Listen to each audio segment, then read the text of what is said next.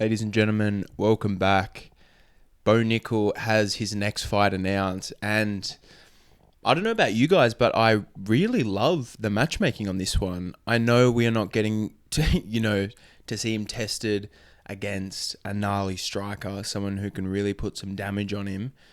But nonetheless, RDR, someone who had a really rocky start to their UFC career, but I think wrote all the wrongs in his last fight. Had a really, really impressive submission against Kevin Holland in the first round.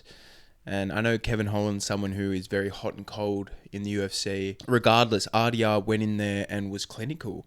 Like the back takes and some of the transitions we saw from RDR to get to Kevin Holland's back were not only like impressive to watch because we've never seen, rarely see jiu-jitsu at that level in the UFC.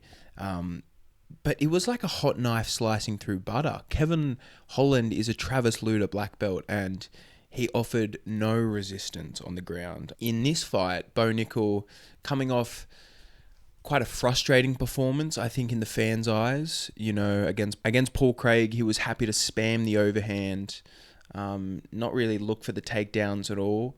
And Paul Craig just allowed him to sort of play that game, was very, very hesitant.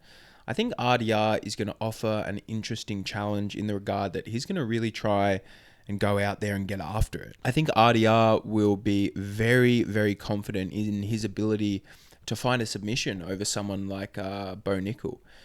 He's going to be overpowered in the wrestling ranges, but RDR is someone who is very, very crafty on the ground. And I think he will be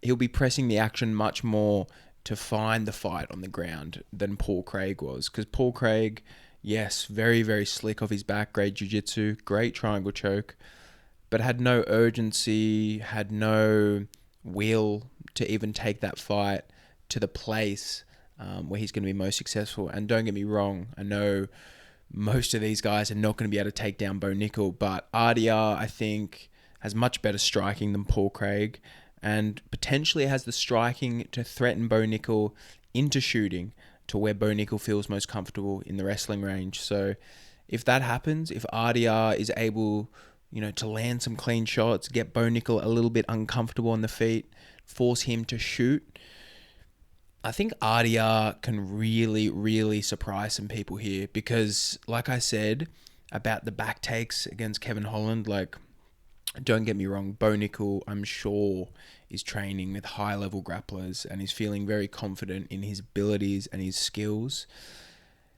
But to do that and to translate it into the octagon are two very different things. And something that only comes along with experience. RDR, say what you want about him, he's lost a few times, but the guy was a double champion in one. Again, say what you want about the level of competition in one, but I'm just talking about experience on that world level, experience under the bright lights. Like RDR's game is very complete now, I think, in the fact that he has really, really found what works for him. And usually he's really able to implement that. It took Anatoly Malikin, someone who had bricks in his hands, to really threaten RDR, make him feel uncomfortable. So I don't see that happening in this matchup. I see RDR being able to sort of dictate the striking ranges. And if the fight hits the ground, I think RDR, he's going to be behind in the wrestling, and Bo Nickel's going to be able to scramble and out-scramble him every day of the week. But RDR is very slick, and if Bo Nickel is looking for a rest on the top position, not only is RDR very threatening with submissions from the bottom, but does a great job of sweeping and has some really unconventional stuff that he uses there. So I think Bo Nickel really needs to be on his P's and Q's, and if I'm being totally honest, he has to have improved the striking, and just mixing it all together to threaten someone like RDR, because his one trick, Bo Nickel, is as good of a trick can get in the wrestling. He's so head and shoulders above anyone else in this division in the wrestling, but he doesn't feel like a necessarily dangerous fighter to these high-ranked guys.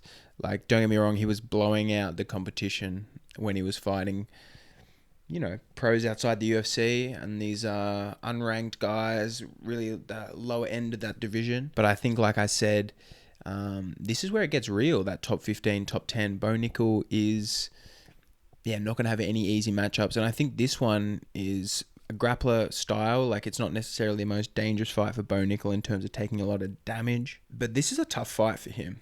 And I'm going to be really, really interested to see what the odds are. I think a lot of people are going to overlook RDR. I think that's a mistake because he is crafty, a veteran, and that now he's in the UFC. He's here for a good time, not a long time.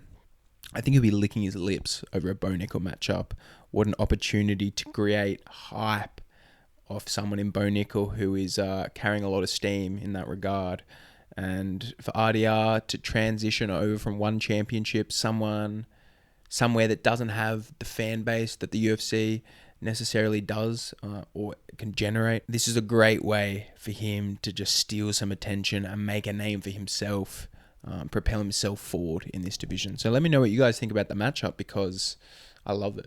I'm very, very curious to see Bo Nickel's level and what he's been able to do over the last 6 to 12 months. Yeah, the guy is a sponge and he's only getting better in every performance and feeling more comfortable in there. So we could see a completely different Bo Nickel out there as well. Thank you guys so much for tuning in. If you could like, comment, subscribe, I would really, really appreciate that, and we will chat soon.